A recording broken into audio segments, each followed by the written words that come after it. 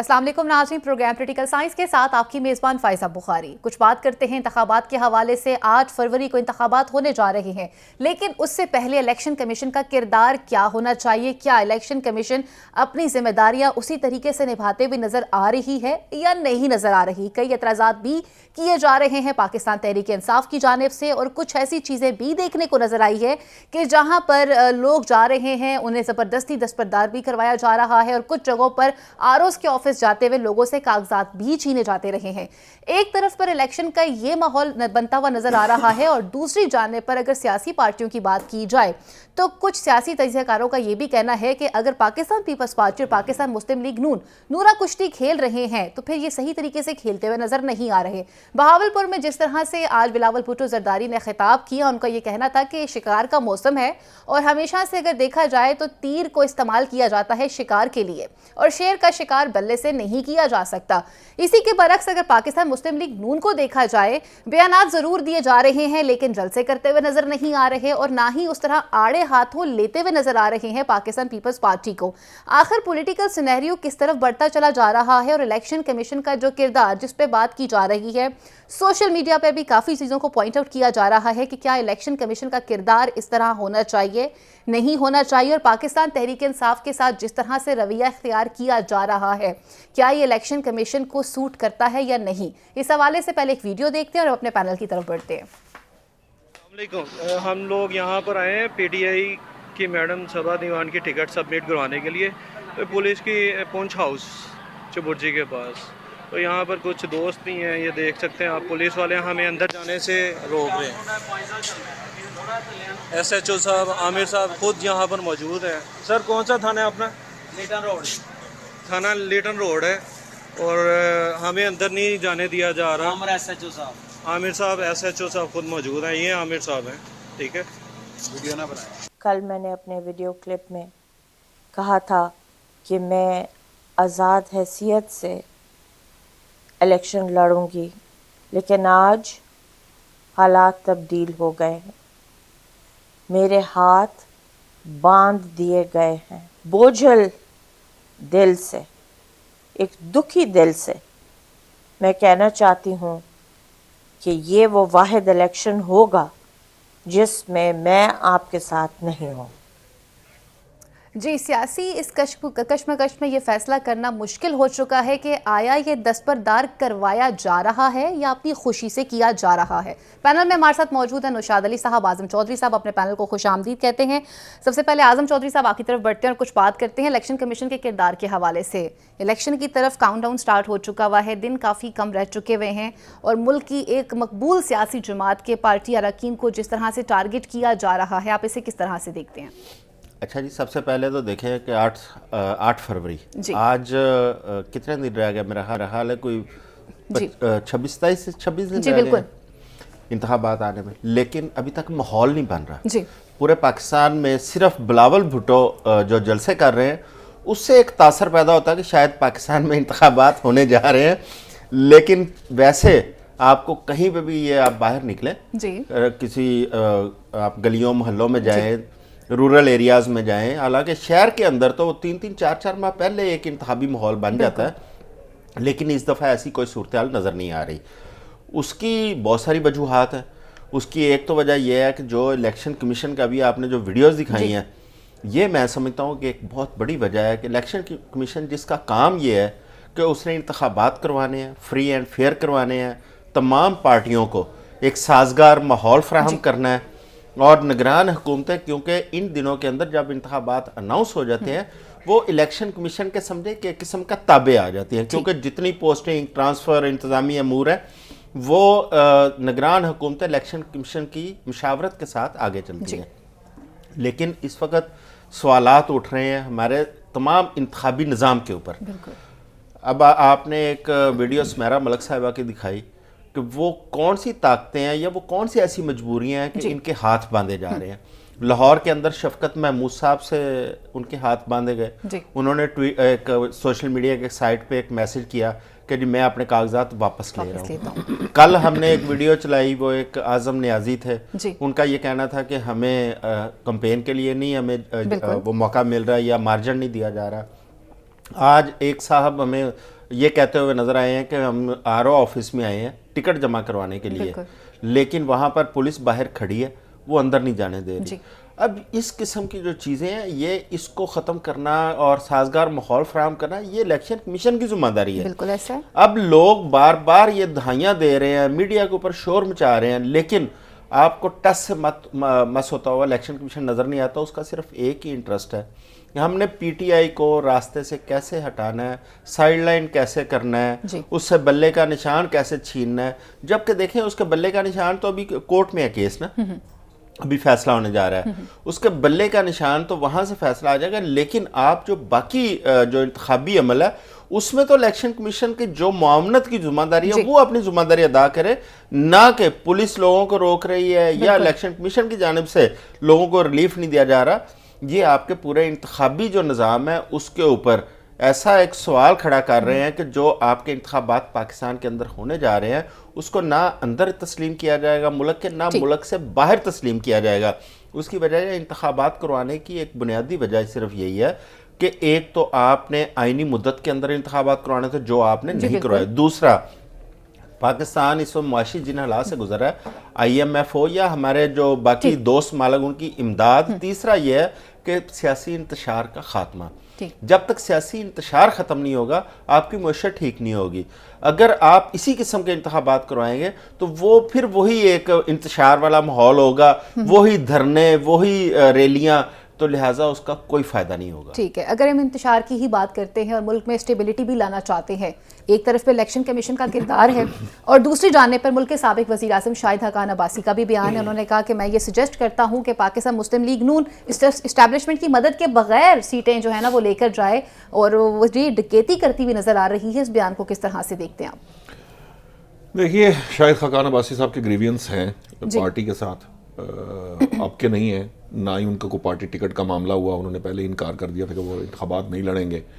उनका जो नून लीग की टॉप मैनेजमेंट है उससे उनका इख्तलाफ चल रहा है। बेसिकली स्ट्रेट अवे आपको बता दूं कि इसहाक़ साहब से चल रहा है, क्योंकि उनके करीबी हैं मिफ्ता इस्माइल साहब, और मिफ्ता इस्माइल साहब की और इसहाक़ साहब की आपस में नहीं बनती। मिफ्ता साहब ने आज भी कहा है कि मेरे लीडर नवाज शरीफ हैं, जिस तरह शाहिद हक़ान अब्बासी साहब भी यही कहते हैं कि मेरे लीडर नवाज शरीफ हैं। मरियम नवाज जो है वो मेरी बहन है, मुझे उनसे कोई मसला नहीं है, लेकिन वो साथ साथ अपनी रिजर्वेशन भी देते हैं जी। अब बाकी रही बात कि वो क्यों देते हैं, उसके अंदर क्या मसाइल हैं, या वो समझ रहे हैं कि ये डकैती हो रही है। तो उन्होंने ये भी कहा कि जी मैं जब प्राइम मिनिस्टर था तो ऐसे ही प्राइम मिनिस्टर की कोई वक़्त नहीं होती, कुर्सी की कोई वैल्यू नहीं है, भाई उस वक्त छोड़ देते।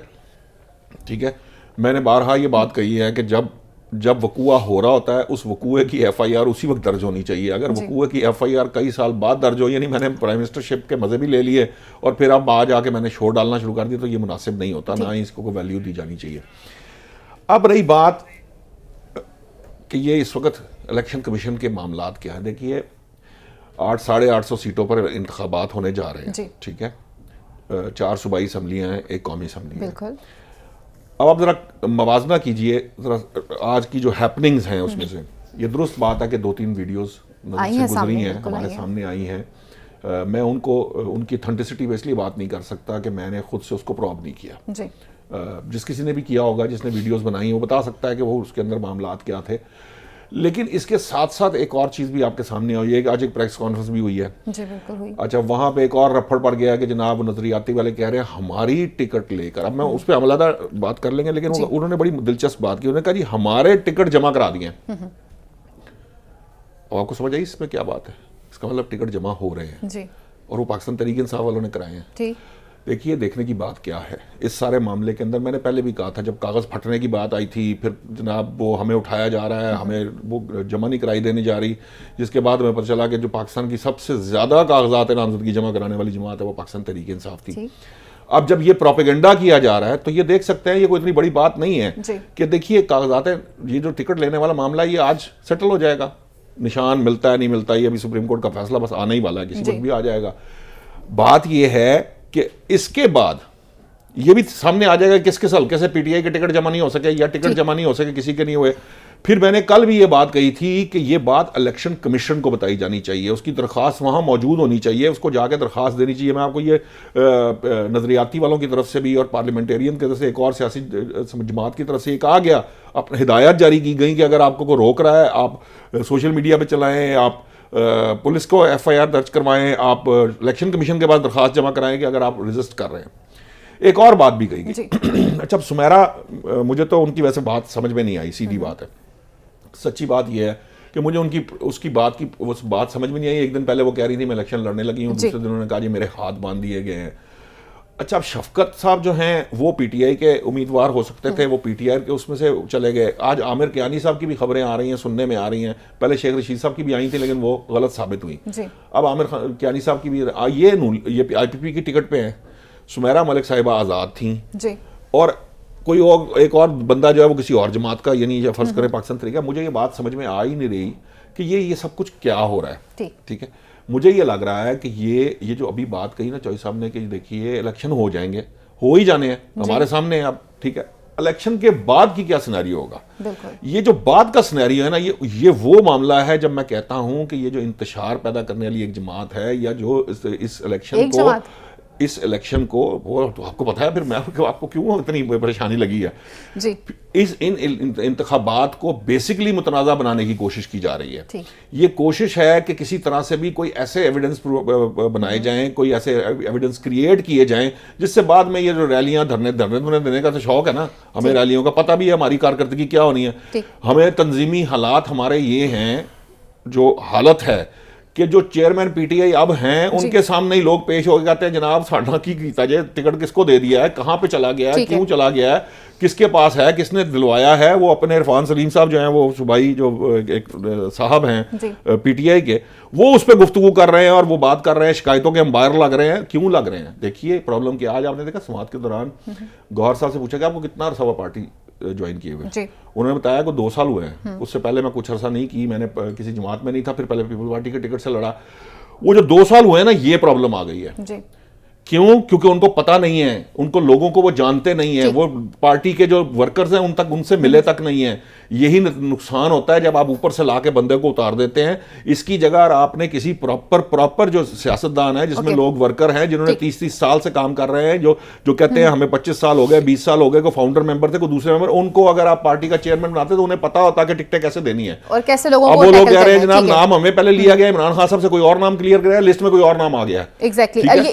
और इसी तरह के उसके साथ जब वो इलेक्शन लड़ेंगे तो उसकी कोई प्रोग्रेस, कोई नतीजा नहीं निकलेगा। जब नतीजा कोई नहीं निकलेगा तो फिर ये शोर होगा कि जी हमें हरवा दिया गया, क्योंकि वो प्रोपेगेंडा शुरू हो चुका है। उसकी एक पूरी बेस बनाई जा रही, कंपेन बना के बाद में शोर डाल दिया, फिर रैलियां और धरने, फिर पाकिस्तान का बेड़ा गर्क करने की कोशिश है, क्योंकि वो पहले भी कोशिश की जाती रही, अब भी होती रहेगी। ठीक है, आजम चौधरी साहब, जिस तरह से इतने अच्छे तरीके से एक्सप्लेन किया नौशाद साहब ने, मैं आपसे भी ये सवाल पूछना चाहूंगी कि मुल्क के साबिक वज़ीर आज़म हैं और इस वक्त नवाज शरीफ साहब के अच्छे खासे करीबी दोस्त भी हैं शाहिद हक्कान अब्बासी साहब, गो के हालात बेशक जितना मर्जी कशीदा हो, जिन चीज़ों को वो पॉइंट आउट कर रहे हैं कि इक़्तिदार पे डकैती डाली जा रही है। सेकेंडली वो ये कह रहे हैं कि इस्टेब्लिशमेंट की अगर उनको 100 सीटें अगर उनको श्योर करवाई जा रही हैं, इदारे का नाम फिर वो भी इस्तेमाल कर रहे हैं, तो उससे बेहतर है कि वो अपनी काबिलियत की बुनियाद पर 30 सीटें लेकर आ जाएं हुकूमत के अंदर। अच्छा जी, अभी नौशाद साहब ने ना बड़ी खूबसूरती से जी एक पार्टी को सारा मुर्दे इल्ज़ाम ठहराया। मैं बड़ी दस्तबस्ता आपसे गुजारिश करता हूँ नौशाद साहब, मुस्लिम लीग नून से कहें कि हम तस्लीम करते हैं कि मियाँ नवाज शरीफ की गल हो गई है, वज़ीर आज़म हो गई ने, हम मानते हैं। ठीक, ये जो माहौल को सियासी मौसम को, सियासी माहौल को मुस्लिम लीग नून ने 2024 में जितना आलूदा कर दिया है, पाकिस्तान की तारीख की बदतरीन आलूदगी है, सियासी आलूदगी। उन्हें कहें कि माफ कर दें, इस मुल्क का को जो मुस्तकबिल है ना, ये आपकी आलूदगी पीछा करेगी। ये जो सियासी आलूदगी लेके आप बाहर आए ना, ये पीछा करेगी। हमने एक नाखुशगवार वाकया, बांग्लादेश का बनना, पाकिस्तान का एक टुकड़ा, उसका अलग होना, वो एक इंतहाई तकलीफ देता, हमारे जिस्म का टुकड़ा था, हमने वो भी बर्दाश्त कर लिया। हम मियाँ नवाज शरीफ की वापसी भी बर्दाश्त कर रहे हैं, उनका वज़ीर आज़म होना भी बर्दाश्त कर रहे हैं। बराए मेहरबानी इस आलूदगी से बाज आए, इस आलूदगी को छोड़ दें। ये जो आज आलूदगी पैदा कर रहे हैं आलूदगी पाकिस्तान इस की मुल्क के मुआशी तबाही का बायस ये लोग बने हैं। इस मुल्क के अंदर एक जमात ने पैदा की, फ्रॉम 16 माह की धरने ये हो, तो आप जो बात चाइनीज करते प्राइम हैं मिनिस्टर ना, को रोकना हो, मईशत के मामलात को रोकना हो, अच्छा, IMF की प्रोग्राम को खत्म करना फायदा हो, देखें, मैंने बात पूरी सुनी थी ऑडियोज निशात साहब निशात की। साहब, ठीक है ना? मेरे ख्याल मैंने से पूरी अगर- बात ऑडियोज सुनी थी। फिर नहीं, ऑडियोज आ नहीं, जाए कि नहीं, IMF अपने- प्लान आपका खत्म करें, point of view जिस जानना तरह टर्म उसने पे बात किया। करें ना, जी, मैंने आपकी पूरी आला बात साहब, सुनी। आप कर अब लें। बात continue ये है, करें, देखें इस वक्त जिस किस्म का माहौल बनाया जा रहा है, एक बंदे को मैं नहीं कहता, वो बिलावल भुट्टो जरदारी कहते हैं कि पहले एक सिलेक्टेड था, अब दूसरा सिलेक्टेड भी है, साथ लाडला भी है, जी। उसके लिए सारी राह हमवार की जा रही है और तमाम ये जितने उसके मुकाबले पे उम्मीदवार खड़े हो सकते थे, इनका बस चले तो तमाम पूरे पाकिस्तान को कैद कर दें। अभी अभी खबर आई है कि खानेवाल से और उस साइड से 100 हल्का 146 और एक 207 से अभी जब हम बैठे हैं 2 उम्मीदवार टिकट जमा करवाने के उन्हें गिरफ्तार कर लिया गया ठीक। PTI के। ठीक है, इस इतना ये क्यों किया जा रहा है? इलेक्शन कमीशन क्या वो मुस्लिम लीग नून का इलेक्शन कमीशन है? तो शाहिद वो खान अब्बासी भी तो यही कह वो रहे हैं। पाकिस्तान का इलेक्शन कमीशन है। अब शाहिद खान अब्बासी क्या PTI के वो लीडर है? नहीं। वो मुस्लिम लीग नून के लीडर है, वो साबिक वजीर आजम है। जी। जो वो बात कर रहे हैं वो तो मुस्लिम लीग अपनी जमात के हवाले से बात कर रहे हैं और उन्होंने ठीक कहा कि ये जो सहारे के साथ मियां नवाज शरीफ 100 सीटें लेने से बेहतर है इंडिपेंडेंट आए, सही दुरुस्त इलेक्शन लड़े, 30 सीटें ले ले, उसमें इज्जत है उनकी। ठीक। मुझे नहीं समझ आती कि 3 दफा वजीर आजम रहने वाला शख्स उसका ज़मीर कैसे ग्वारा कर रहा है इस किस्म का इंतखाब लड़ने के लिए और इतनी आलूदगी फैला के मुल्क का तमाम निज़ाम जो है उसको मफलूज करके इक़्तिदार में कैसे आना चाह रहा है वो बंदा। ठीक है निशात साहब, हमने अब मैं जवाब अपनी दूं। सियासी रवायत को और अपनी इक़दार को भी हमने ठीक करना है। ये खुद नवाज शरीफ कह चुके हुए हैं और वो कह रहे थे मैं अमन की बात करने आया हूँ, मोहब्बत की बात करने आया हूँ। आज जिस तरह से जो पॉलिटिकल सिनेरियो एक पार्टी के लिए क्रिएट किया जा रहा है, क्या ये कर्मा नहीं होगा कि वो कहते हैं ना goes around and comes around वाला सीन भी हो सकता है? तो पाकिस्तान मुस्लिम लीग नून इस बात के लिए तैयार रहेगी? देखिए, मैं आपको एक बात बताऊं, आप दुरुस्त कह रही हैं। मैं भी कल ये कह रहा था कि हमें इन साइकिल में फिरना नहीं चाहिए, ये विशियस साइकिल से बाहर आना चाहिए। लेकिन मैं आपको आज की जो बात है ना, अब ये सारा माहौल आलूदा कर रहे हैं चौधरी साहब यहाँ बैठ के सिर्फ टीवी पे। ये कुछ 8-10 एंकर, कोई 2-4 तजियारगार, कोई 5-7 यूट्यूबर, सिर्फ इनको जो है ना माहौल आलूदा नजर आता है। मैंने एक सिंपल प्रपोजिशन तो दी। ये जो सब वीडियोस आ रही हैं सामने, मैं अभी वो सब वीडियोस का जो आपने ये अब वो आपने भी जो बेवकूफ है जो बना रहे हैं। आप सब वीडियोस बताएं मुझे कितनी, जनाब ये जो इन क्वांटिटी कितनी, नंबर बताएं। क्वेश्चन मार्क उठाने के वो लिए भी वो भी इस पे भी बात कर लेता हूँ। देखिए ना, फिर वही हालत है, पता नहीं आप लोगों के मसाइल क्या हैं। आपसे जब सबूत मांगा जाए ना, आपसे नहीं दिया जाता। PP 207 से परवेज अख्तर भी अरेस्ट हुआ है, मेलसी से 3 बंदे अरेस्ट हो गए हैं, NA 146 से इमरान शाह गिरफ्तार हो गया। अरेस्ट क्यों होता बंदा? जब वो टिकट जमा कराने जा रहे हैं, पुलिस टिकट को जमा कराने अरेस्ट जाता क्यों है, होता है? उसके कागजात जब उसे छीनने जाते हैं। ये जो अभी मैंने इससे पहले बताया था कि वो जो बंदा चीखे मार रहा है नजरियाती वाला, वो ये कह रहा है कि मेरे टिकट जमा करा दिए, तो उनको क्यों नहीं गिरफ्तार किया गया? बाय एंड लार्ज क्यों नहीं गिरफ्तार हो रहे? देखिए, गिरफ्तार वो होगा जो किसी मुकदमे में मतलूब होगा, कोई मसला होगा, कोई इशू होगा तो गिरफ्तार होगा ना। वैसे तो गिरफ्तार नहीं किया जा सकता किसी को। आपको क्यों नहीं किया, इनको क्यों नहीं किया? ये तो यहाँ बैठ के PTI टिकट से ज्यादा वो असेंबली में जाके करेगा। ये तो माशाल्लाह उससे पहले जो है वो पूरे का पूरा इलेक्शन लगा के बैठे, इनको किसी ने गिरफ्तार नहीं किया। देखिए, मेरी बात सुने, बात को समझें। मैंने आपसे सवाल किया बड़ा सिंपल, हर चीज की एक प्रोपोजिशन होती है। प्रोपोजिशन ये है, मैंने आपसे कहा था 850 हल्कों में इंतखाबात हो रहे हैं, ये कह रहे हैं जी माहौल आलूदा हो गया। अच्छा, आप मुझे वो 50 बता दें बंदे गिरफ्तार हो गए, 50 बंदों के टिकट वापस हो गए, 50 बंदों के टिकट जमा नहीं कराने, मैं आपकी बात तस्लीम कर लूंगा, लेकिन आपके पास 50 वीडियोस नहीं होंगी, 50 एविडेंस नहीं होंगे। ये बिल्कुल वही काम है जो मैंने आपसे उस वक्त भी यहां बैठ के चैलेंज किया था कि आप मुझे वो बंदा बताएं जिसके कागज जमा नहीं हुए, मुझे वो बंदा दिखाएं जिसके कागज फटे हैं और दोबारा जमा नहीं हुए। ये वो प्रॉब्लम है क्या? ये प्रॉब्लम ये है। अच्छा, जब बता रहे हैं कभी गिरफ्तार हो रहे हैं, उसको तस्लीम नहीं कर रहे। मैंने तो सियालकोट में जो गिरफ्तार हो रहे हैं, मैंने नहीं कहा कि वो गिरफ्तार नहीं हुए, चूंकि ये मेरी खबर नहीं है, ये खबर आपकी है, इसका प्रूफ बर्डन आप पे है, मेरे पे नहीं है। मैंने कहा टैलेंट न्यूज की इस वक्त चलने वाली खबर है भाई, मैंने कहा हमारी स्क्रीन पे चल रही है। मैंने आपके खबर को डिनाई नहीं किया, मैं कह रहा हूं बंदा गिरफ्तार क्यों होता है।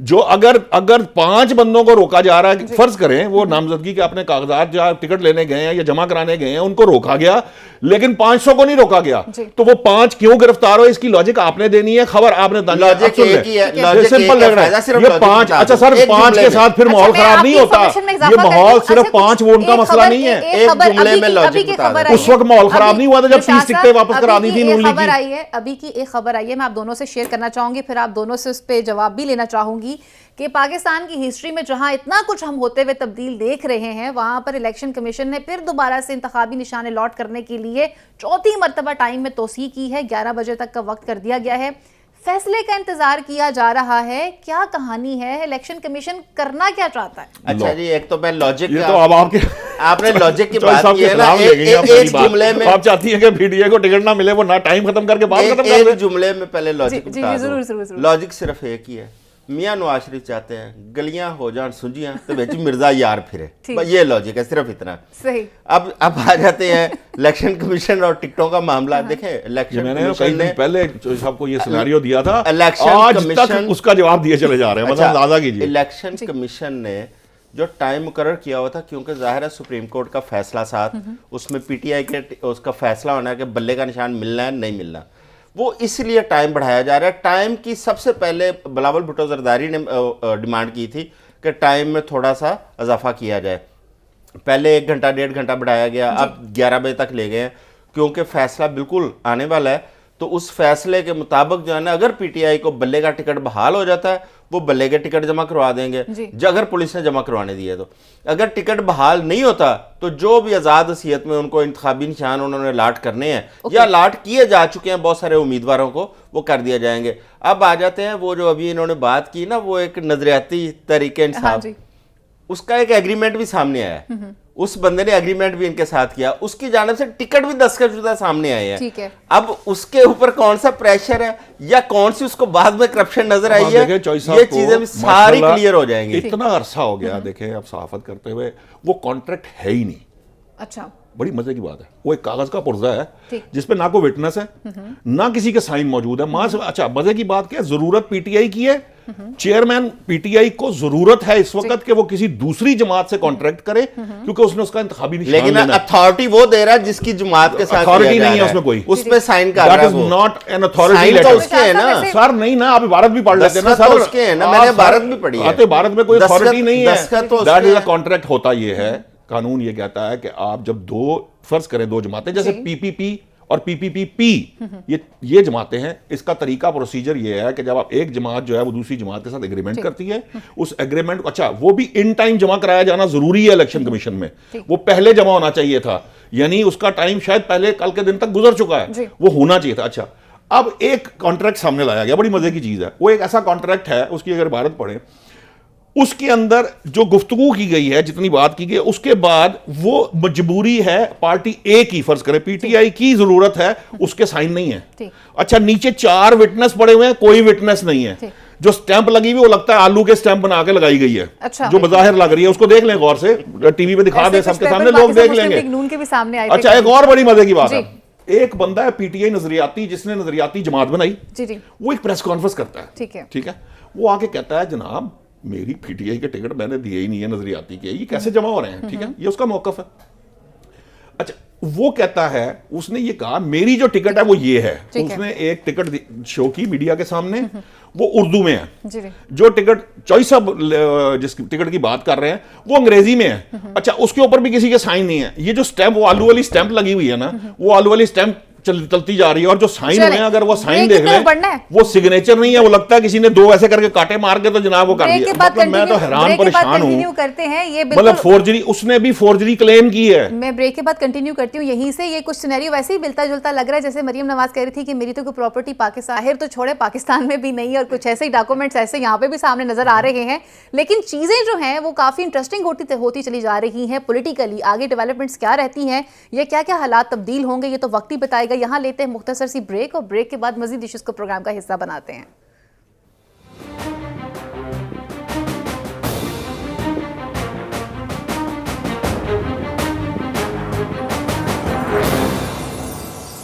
वेलकम बैक नाजरीन। फैसला भी कुछ ही देर में भी आने वाला है कि क्या पाकिस्तान तहरीक इंसाफ को बल्ले का निशान मिलेगा या नहीं मिलेगा, फ्यूचर क्या हो सकता है। लेकिन आज एक इंटरेस्टिंग चीज़ भी देखने को नजर आई और वो ये थी कि तोशा खाना केस के हवाले से जहां ओपन ट्रायल हुआ, 11 सहाफ़ी भी थे और कुछ पार्टी के 20 से 25 अरकान को इजाज़त थी कि वो जा सकते थे, लेकिन वहाँ जब वो लोग पहुँचे तो बानी तहरीक इंसाफ से उन्होंने शिकायतों के अंबार लगा दिए। उन्होंने कहा कि जी देखिए, पार्टी को वक्त हमने दिया, टाइम हमने दिया, टिकट्स के फैसलों से हम जो है वो हम आपको सेटिस्फाई नहीं हो पा रहे क्योंकि टिकट्स के फैसले उस तरह से नहीं किए गए। जिस पे बानी तहरीक इंसाफ का ये कहना था कि भाई ना तो मुझे इजाज़त दी गई और ना ये मेरा राइट मुझे इस्तेमाल करने का हुक्म दिया गया कोर्ट की तरफ से कि कोई बंदा मेरे पास आता, मुशावरत करता कि मैं टिकट्स का फैसला करता। अब 850 टिकट्स का फैसला मैं ज़ुबानी तो नहीं कर सकता था और मुझे ये भी नहीं मालूम कि बाहर इस वक्त क्या चल रहा है। एक तरफ पर ये चीज़ें चल रही थी और दूसरी जाने पर बानी तहरीक इंसाफ ने मुअज़्ज़ज़ अदालत के सामने एक शिकवा किया कि जो बातें मैं करता हूँ वो मीडिया पर तक नहीं जाने दी जाती। जब वहाँ पे कमरा अदालत में मौजूद सहाफ़ियों से ये सवाल पूछा गया तो उन्होंने इनकार कर दिया। उन्होंने कहा कि ऐसा बिल्कुल भी नहीं है, आप जो भी बयान देते हैं, जो भी बात करते हैं वो एज इट इज़ मीडिया पर जाती है। नुशाद साहब, टिकट डिस्ट्रीब्यूशन की अगर बात की जा रही है, बल्ले के हवाले से फैसला तो कुछ ही देर में अभी आ जाएगा, वो तो हम उस पर डिटेल भी बात करेंगे। लेकिन यहाँ पर पाकिस्तान तहरीक इंसाफ की जो पार्टी के अंदर की लड़ाई चल रही है, वर्कर्स ने गिला किया बाकायदा बानी तहरीक इंसाफ से कि जी हमने तो वक्त भी दिया, टाइम भी दिया, हम टिकट के उम्मीदवार थे, टिकट किसी और को दे दिया गया। लेकिन यहाँ पर जो लॉजिक वो पेश कर रहे हैं कि मुझे तो मौका ही नहीं दिया गया कि मैं किसी बंदे से मिलता या कोई मुलाकात करके फैसला करता। झूठ बोल रहे, क्योंकि ये तो उनको अदालत ने कहा था, उनके पास भिजवाया था बैरिस्टर गौहर को और बैरिस्टर गौहर ने उस मुशावरत के बाद आकर कहा, एक बार नहीं 2 बार ये कहा कि हम चेयरमैन पीटीआई से मुशावरत कर रहे हैं, बानी जो हैं उनसे मुशावरत की है। उनसे पहले दिन जब बात हुई उन्होंने कहा जी अभी पूरा मुकम्मल मामलात अभी तय नहीं हुए, हम दोबारा मुशावरत करेंगे और उसके बाद ये फैसला देंगे। फिर उन्होंने आगे बताया कि हमने तकरीबन मुशावरत मुकम्मल कर ली है, हम फ़लाँ दिन हम जो तहरीक इंसाफ की वेबसाइट है उसके ऊपर लिस्ट शाया करेंगे। मसला ये नहीं है, ये हो सकता है उनकी इस बात में किसी हद तक सदाकत हो सकती है कि देखें कि नाम आदमी है, 800-850 सीटें हैं, वो हर बंदे का ना जहन में होता है, ना ही उस तरह से एक जो जिस तरह से आपने देखा नून लीग ने पार्लिमानी बोर्ड बिठाया हुआ था, वहाँ 12-14 उनके जो मेन सीनियर रहनुमा वो बैठे हुए थे।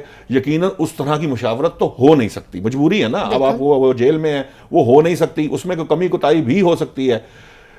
लेकिन ये कहा जाए कि मुशावरत हुई नहीं तो फिर या तो चेयरमैन जो पीटीआई इस वक्त हैं बैरिस्टर गौहर साहब, उन्होंने जो कुछ भी मीडिया के सामने कहा है वो सबके सामने आपके पास ऑन रिकॉर्ड है कि जी वो मुशावरत जो हुई वो हुई कि नहीं हुई, ये तो अब वो बता सकते हैं या जो बानी तहरीक इंसाफ बता सकते हैं। हमारी इतलात ये है कि मुशावरत होती रही और होने के बाद एक लिस्ट जो है वो शाया की कि हाँ उस पर आर्ग्यूमेंट बहुत ज्यादा है और वो होगा भी, नेचुरल बात है। वो सिर्फ वहां नहीं है, ये जिन्होंने 30 इजलास किए हैं पार्लिमानी बोर्ड उनके अंदर भी है, ठीक है। और अभी तो आप ये देखिए बिलावल भुट्टो साहब का तो कोई मामला ही नहीं है, कोई मसला ही नहीं है, उनके भी NA 127 के अंदर बाकायदा लड़ाई चल रही है जी।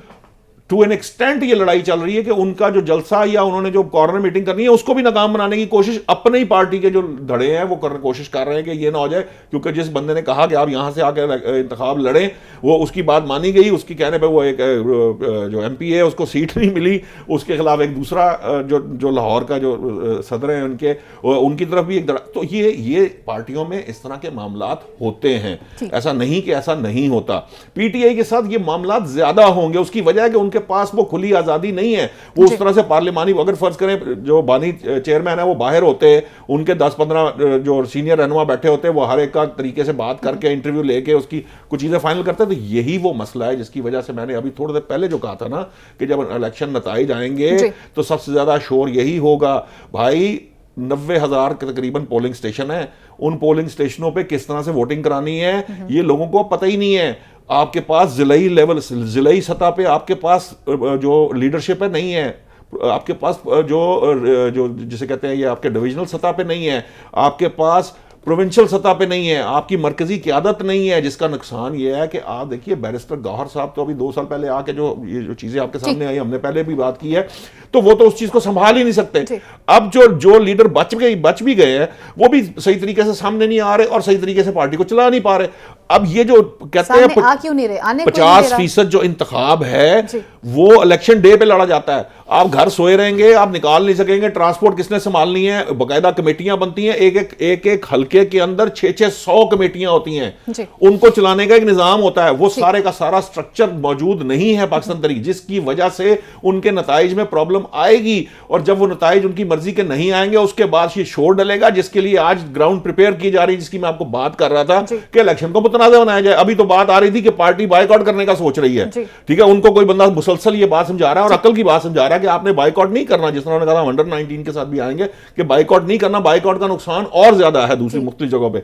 सो मैं आपको जब ये बात कहता हूं तो ग्राउंड रियलिटीज के पर्सपेक्टिव में ये कहा जाता है। इसी तरह से ये प्रॉब्लम्स उन्होंने फेस करने हैं, अब इस प्रोसेस से उन्होंने गुजरना है। अगर ये किसी सियासतदान को और टीम को प्रॉपर तरीके से डिजाइन किया होता बानी चेयरमैन ने कि मेरी एब्सेंस के अंदर क्या हालात होंगे और एक की जगह दूसरा, दूसरे की जगह तीसरा बैकअप्स रखे होते, सिस्टम बनाया होता, तो आज ये हालात ना होते, डिक्टेटरशिप होगी तो फिर यही कुछ होगा।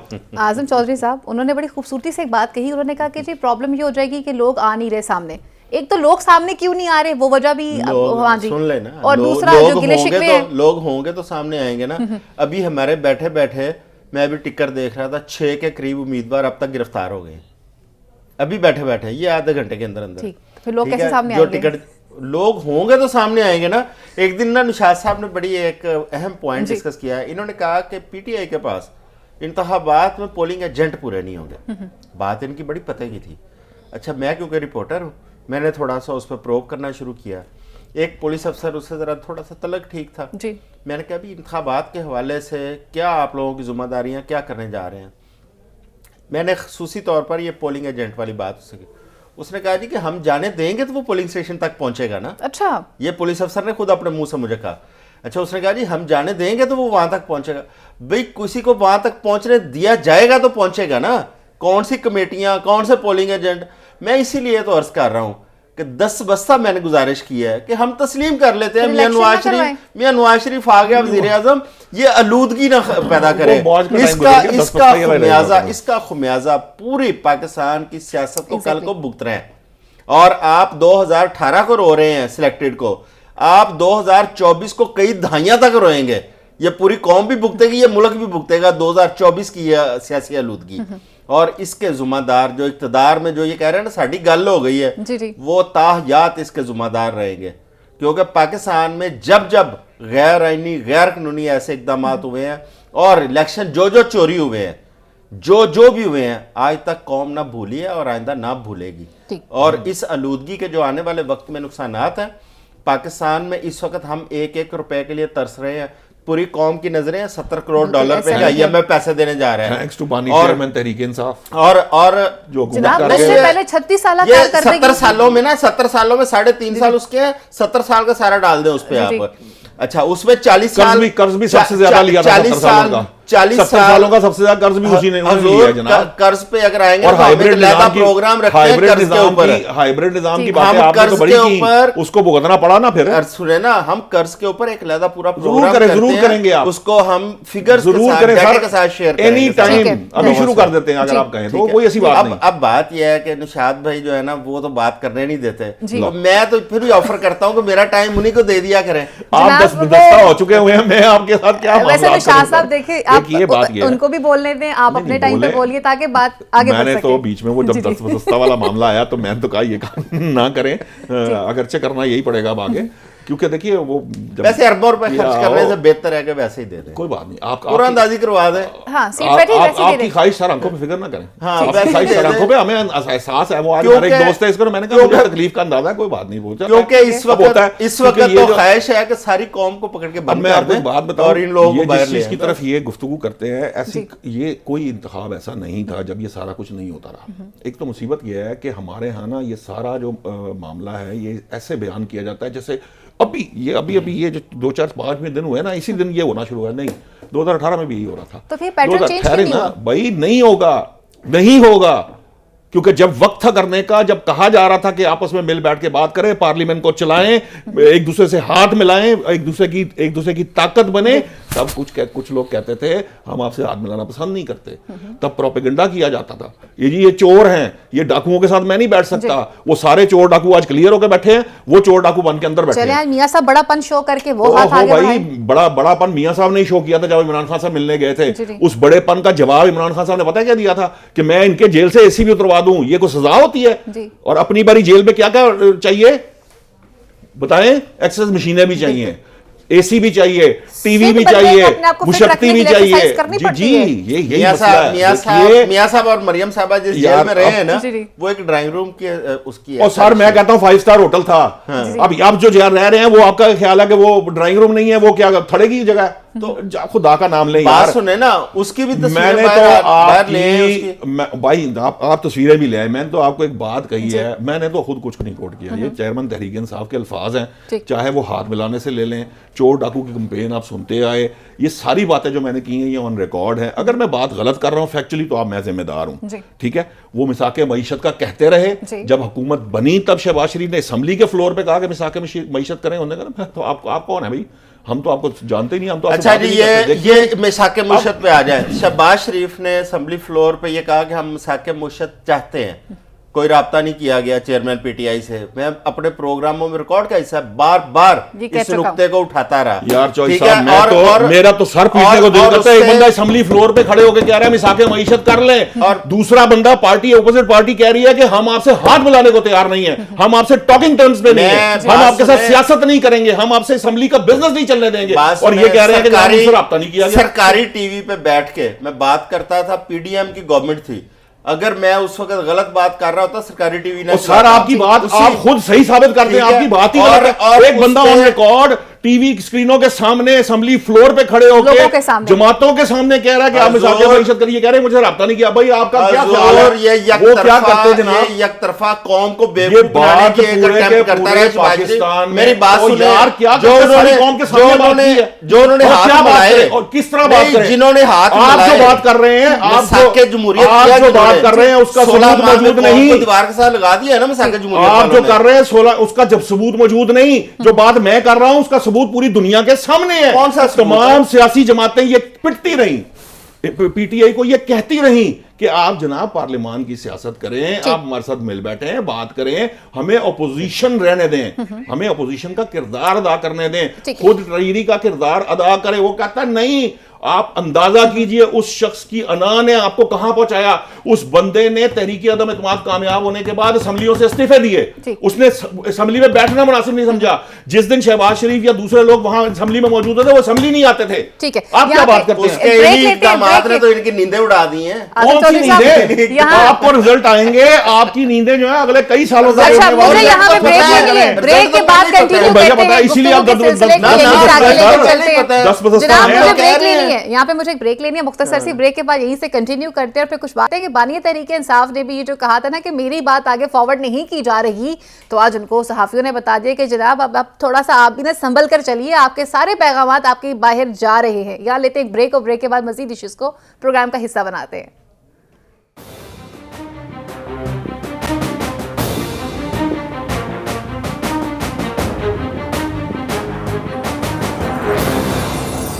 वेलकम बैक नाज़रीन। अब कुछ बात करते हैं पाकिस्तान तहरीक इंसाफ की किस्मत के हवाले से। क्या इंतखाबी निशान मिलेगा या नहीं मिलेगा? सुबह 10 बजे से कार्रवाई अदालत की शुरू की गई। चीफ जस्टिस ऑफ पाकिस्तान ने जो है वो इस तमाम तर केस को बराह रास्त सुना और एक एक चीज़ मीडिया पे दिखाई जा रही है, लेकिन अब तक ये फैसला नहीं हो पा रहा कि क्या फैसला आ सकता है। हम सब मुंतज़िर हैं।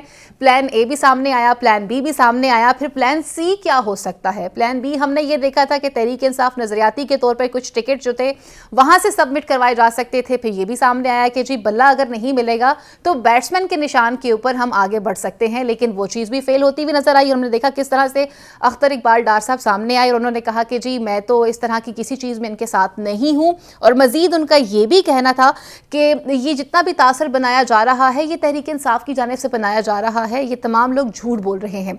लेकिन इसी के जवाब में पाकिस्तान तहरीक इंसाफ के सीनियर रहनुमा हसन रऊफ साहब, उनका ये कहना है, रऊफ हसन साहब ये बात कहते हुए नजर नजर आए कि ऐसा बिल्कुल भी नहीं है। हमने देखा कि माजी में जो प्रेस कॉन्फ्रेंसेस करवाई जाती रही हैं वो प्रेशराइज करके करवाई जाती रही हैं, हमारे डॉक्यूमेंट्स भी साइन हुए हैं, उसके बाद टिकट्स तक की बात भी गई थी, लेकिन एकदम से बयान भी तब्दील हो गया।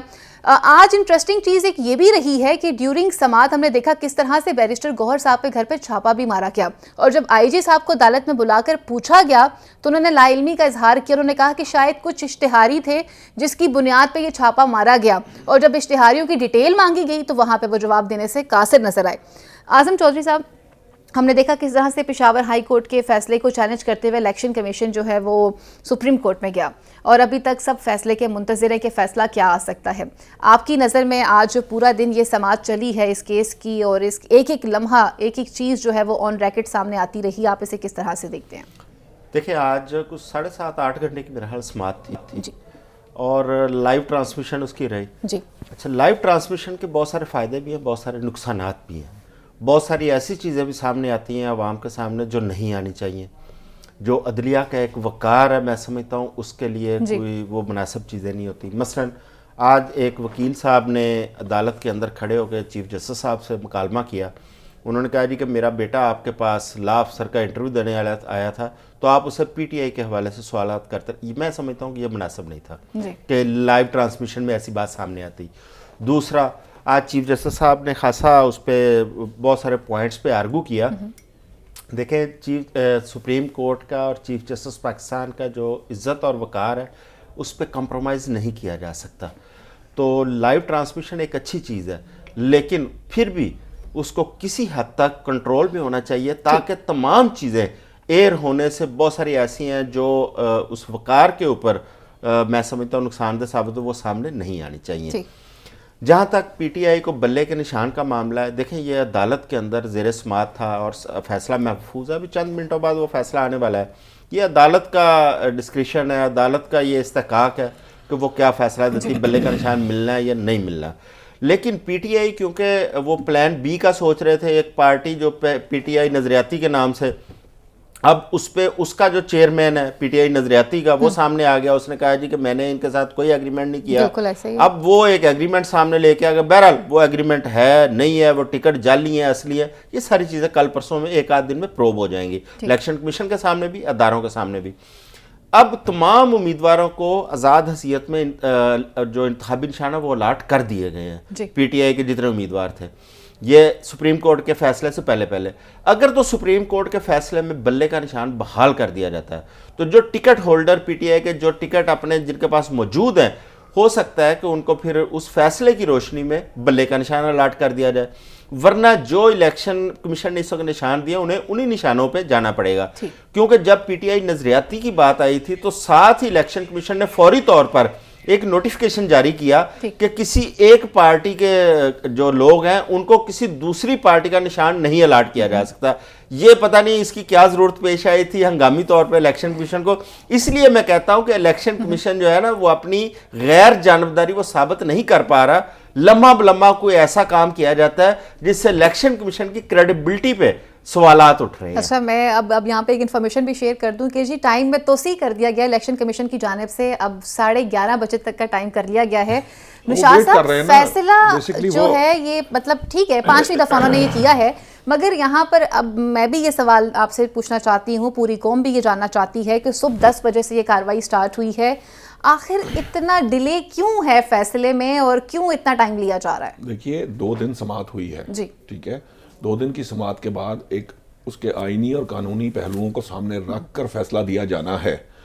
अब मैं तो चीफ जस्टिस से ये नहीं पूछ सकता कि आप देर क्यों कर रहे हैं। देखिए, वो समझते हैं, उन्होंने कहा कि मैं जितनी जल्दी मुमकिन होगा, उन्होंने तो कहा, बल्कि यहाँ तक कहा था कि वकला ने तो घर चले जाना है, असल बाद में हमें मुसीबत पड़नी है, हमने तो फैसले भी लिखने हैं। तो फैसला लिखना है उन्होंने, वो जो भी है उनकी सवाबदीद है कि वो क्या होता है।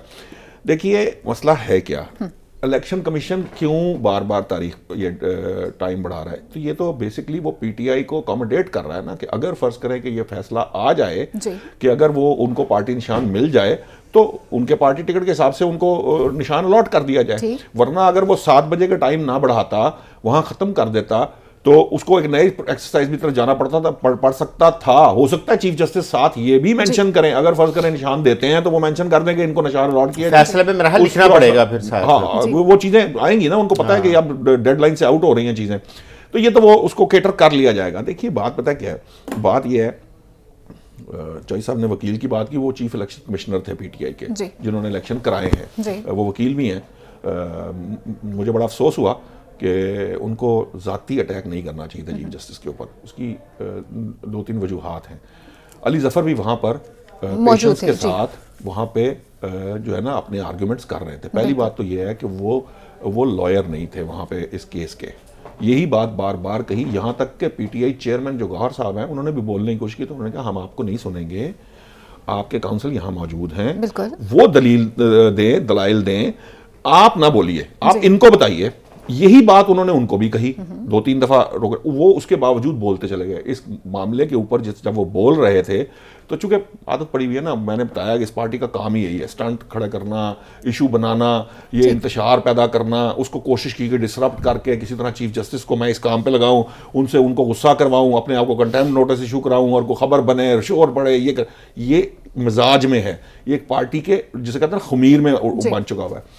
देखिए बड़ी सिंपल बात थी, ये जो आप कह रही हैं फैसला लेट हो रहा है या कुछ भी हो रहा है, 2-3-4 चीज़ें मेरी ऑब्जर्वेशन में आई। उन्हें सिर्फ इतना कहा गया, आप ये भी तो ये अगला भी मामला बनना है कि जो 50-50 हज़ार रुपये इकट्ठे किए उनकी रसीद ही दे दें, ठीक है।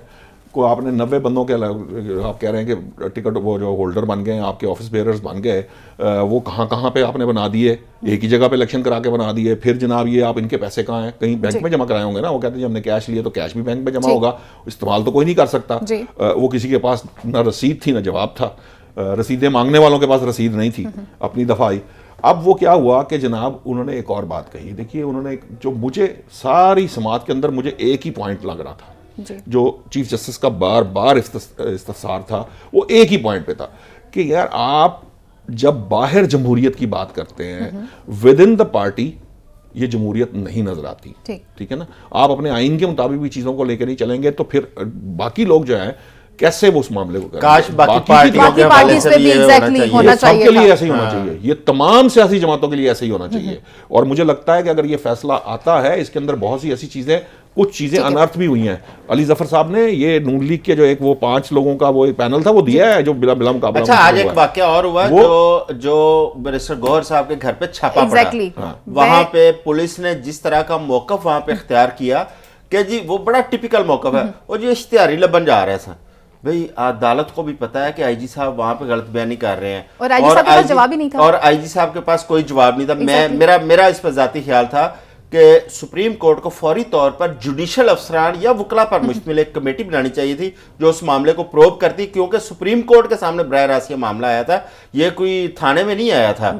ये सबसे पाकिस्तान का हाईएस्ट फोरम था और उसको प्रॉपर प्रोब करना चाहिए। वैसे जहां आज सारी बातों को डिस्कस किया जा रहा है, तो एक इंटरेस्टिंग कमेंट चीफ जस्टिस ने भी दिया था। उन्होंने कहा था मैं कोई एसएचओ थोड़ी ना हूं कि आप मेरे से ये बात कर रहे हैं, हम आईजी साहब को बुलाते हैं, आईजी साहब जानते हैं। लेकिन निशात साहब जिस तरह से बात की जा रही है, और अभी आजम साहब ने भी बात की है, बैरिस्टर गौहर साहब पे घर भी छापा हुआ, उमर अयूब साहब पे घर भी छापा, उनके घर भी छापा पड़ा।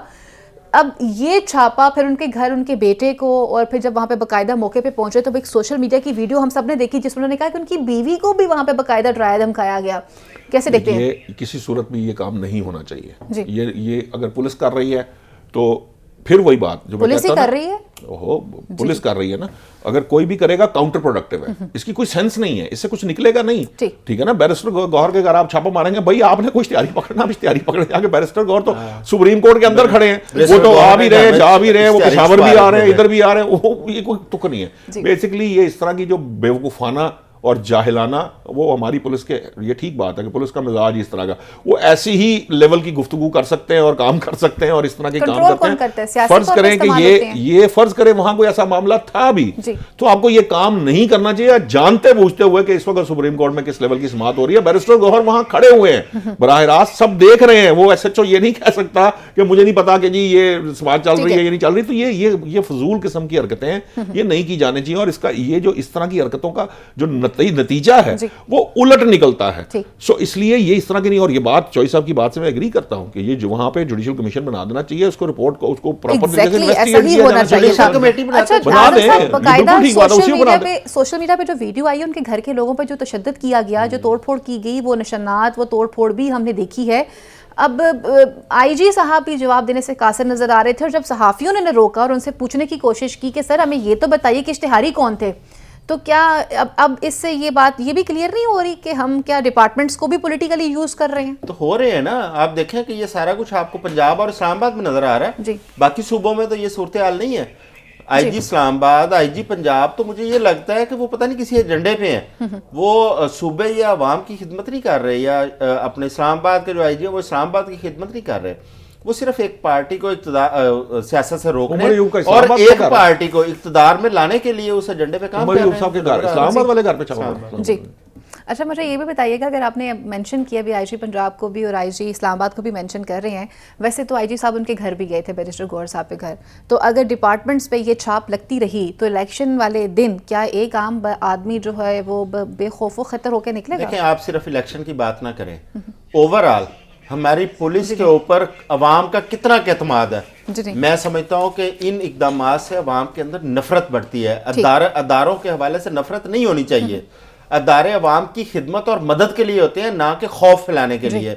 हमारे अदारे जो हैं वो जिस तरह खौफ और राज फैला रहे हैं, लोगों के घरों में दाखिल हो रहे हैं, इससे उनके हवाले से कोई इज्जत बढ़ नहीं रही। मेरा ख्याल है कि जो आईजी साहिबान जो बाद में जो अश्कशोई के लिए जाते हैं, वो उससे पहले इकदाम करें और अपनी पुलिस का जो है ना उसका किबला दुरुस्त करें। ठीक है नुशाद साहब, जैसे अभी बात की आजम साहब ने, पहले तो छापा होता है और उसके बाद फौरी तौर पे एक ट्वीट सामने आ जाती है और उसमें वो कहते हैं हाय हमें तो मालूम ही नहीं था कि ये बैरिस्टर गौहर साहब का घर है। इसका मतलब है कि हमारा डिपार्टमेंट जो है एक इतना बड़ा डिपार्टमेंट जिसके अंडर एक आम आदमी की जानो माल आती है, वो उनको मालूम ही नहीं है कि उन्होंने कहाँ जाके क्या कार्रवाई करनी है। आज मालूम हो गया होगा आइंदा उनको पता चलेगा कि ये किसका घर है। देखिए चौई साहब की बात बिल्कुल दुरुस्त है। ये हमारे मिजाज का मामला है, पुलिस के मिजाज का मामला है। हमारा पुलिस जो है ना, वो हम एक ज़माने में ना भैंस चोरी के पता नहीं क्या, ये जूते चोरी के और इस तरह के मुकदमे दर्ज करके ना इलेक्शन में, जब ये कहा था ना कि इलेक्शन में हर दफ़ा यही होता है, ये काम किया जाता रहा है, लोगों को जो है ना वो अंदर कर दिया जाता था। ये मैं आज की नहीं, आज से 30-40 साल पहले की बात आपको बता रहा हूँ। चौई ज़हूरुल्लाह साहब के ऊपर जो मुकदमे किए गए, बंदा जरा सोचता है कि ये क्या भैंस चोरी का मुकदमा, इस तरह के बहुत कुछ है। ये ना तो 2000 मुशर्रफ दौर में ख़त्म हुआ, ना जमहूरी दौर में ख़त्म हुआ, ना किसी डिक्टर। ये एक मिजाज है पुलिस वालों को जो है ना, वो अजीब व गरीब उनकी मेंटालिटी होती है। उनको बस ये पता है कि हमने ये करना, बस कार गुजरना, ये सोचे समझे बगैर कि इसके नताइज क्या हैं, चीज़ें क्या हैं। और ये बात नहीं कही जानी चाहिए कि जनाब ये ट्वीट करने से ये जिम्मेदारी से मुबर्रा नहीं हो सकते। वो जो टीम वहाँ गई उसको सस्पेंड किया जाना चाहिए था। ये जो जुडिशियल कमेटी की बात कर रहे हैं वो दुरुस्त है कि करनी की जानी चाहिए, उनसे पूछा जाना चाहिए आप किसके कहने पर ये काम कर रहे थे, क्यों कर रहे थे। इश्तिहारी पकड़ना था, आप जरा थोड़ा सा बाहर खड़े होकर भी इश्तिहारी पकड़ सकते हैं अगर आपने को पकड़ना था। या दूसरी सूरत यह है कि आपको पता था कि ये मामला, आपको वारंट वगैरह का बंदोबस्त करते, कोई तरीका इख्तियार करते, कोई चेयरमैन पीटीआई से बात करते कि जनाब इस तरह की हमारे पास इन्फॉर्मेशन है, क्या ये जो तरीक़ेकार ना हमारे ये मिजाज है पुलिस का, वो डंडे के साथ जो है ना बस चढ़ दौड़ना है। और वो जो चूंकि उनका वतीरा है, उनको आदत पड़ी होती है हर एक को उसी तरह ही आंकना है, वो जितना दिल करता है वो आंक देते हैं। ये नहीं पता आगे से क्या होता है, फिर माफी मांग लेते हैं, फिर सॉरी करते फिरते हैं, फिर 10 सस्ता हो जाते हैं। आजम चौधरी साहब, जब इतना कुछ ठीक किया जा रहा है और मुअज़्ज़ज़ अदालत के मुअज़्ज़ज़ चीफ जस्टिस जो हैं वो कैमरा के सामने इतना कुछ मतलब चीज़ों को हाईलाइट कर रहे हैं और केसेस को सुन रहे हैं, तो फिर इस तरह के भी जो मामलात हैं इनसे बचने के लिए, जैसे भी डिपार्टमेंट हाईलाइट हो गया, जो आईजी साहब को खुद ही नहीं मालूम था कि उन्होंने कहना क्या है, तो फिर इसके ऊपर भी तो कोई कार्रवाई होनी चाहिए और ठीक करना चाहिए डिपार्टमेंट को। असल में ना जो सो मोटो के इख्तियारात थे हायर कोर्ट्स के, बुनियादी तौर पर वो ह्यूमन राइट्स के हवाले से ज़्यादा उस पर एक्टिव होते थे सो मोटो के इख्तियारात। जहाँ पे भी कोई ऐसा वाक़या होना जिसमें इंसानों के बुनियादी हकूक़ सल्ब होते थे, ख़वातीन के हकूक़ या बच्चों के हकूक़ सल्ब, वहाँ पे आप देखते हैं कि हायर कोर्ट्स आगे आती थी और वो सो मोटो लेके उस पर एक्शन लेती थी। आज तो अदालत के अंदर वाक़यात आ रहे हैं। आज तो वो अपने बैरिस्टर गौहर साहब वो सुप्रीम कोर्ट में ही पहुंच जाते हैं, जो कि सबसे बड़ी हायर कोर्ट्स है, और वहाँ पे खड़े होकर वो बताते हैं। लेकिन मैं समझता हूँ कि आज जो मैं पहले अर्ज़ कर चुका हूँ, फौरी तौर पर अगर वहाँ पे चीफ जस्टिस साहब उसी वक्त जुडिशल कमेटी बनाते, उसी वक्त बेशक बल्ले के ये निशान वाला मामला बहुत सीरियस था, इस केस को भी फौरी निपटाना ज़रूरी था, लेकिन उसके पैरेलल साथ साथ इस मामले को भी उसी तरह सीरियस लेकर उस वक्त निपटाया जाता। ये जो पुलिस गैर कानूनी गैर आईनी जो हरकतें करती है, जो हरकतें करती है, उस ये फौरी तौर पर पुलिस को समझ आ जानी थी कि अदलिया हमारी जाग रही है, ना कि अदलिया खामोशी इख्तियार किए बैठी है। लेकिन आईजी साहब जो है वो वहाँ पे मुझे बड़े बेखौफ नजर आए। मुझे तो आईजी साहब को ऐसे महसूस ही नहीं होगा सुप्रीम, मुझे याद है कि हाई कोर्ट या सुप्रीम कोर्ट के जजेस अगर आईजी पुलिस को या इनको बुलाते थे तो वो जाते हुए 10 बार वो पुलिस अफसर सोचते थे, क्योंकि उन्होंने गैर कानूनी काम किया होता तो उन्हें पता था। जस्टिस रमदे साहब की एक जज थे, वो अब तो खैर वो रिटायर हो गए थे, उनकी कोर्ट में पुलिस अफसर को अगर नोटिस आता था तो पुलिस अफसर कई कई दिन इधर उधर मुशावरत करता था और पहले सिफारिशें ढूंढता था कि मुझे वहां पे वो दबके ना मारे। बस ठीक हो गया जी, प्रोग्राम का वक्त भी यहीं पर खत्म हुआ, चलता है और अब फैसला क्या होगा ये तो अभी कुछ देर में ही पता चलेगा कि पाकिस्तान तहरीक बल्ले का निशान मिलेगा या नहीं मिलेगा। अपनी मेज़बान फाइजा बुखारी को, मेरे मुअज़्ज़ज़ पैनल को अगले प्रोग्राम तक के लिए इजाजत दीजिए। अल्लाह ने के बाद, पाकिस्तान जिंदाबाद।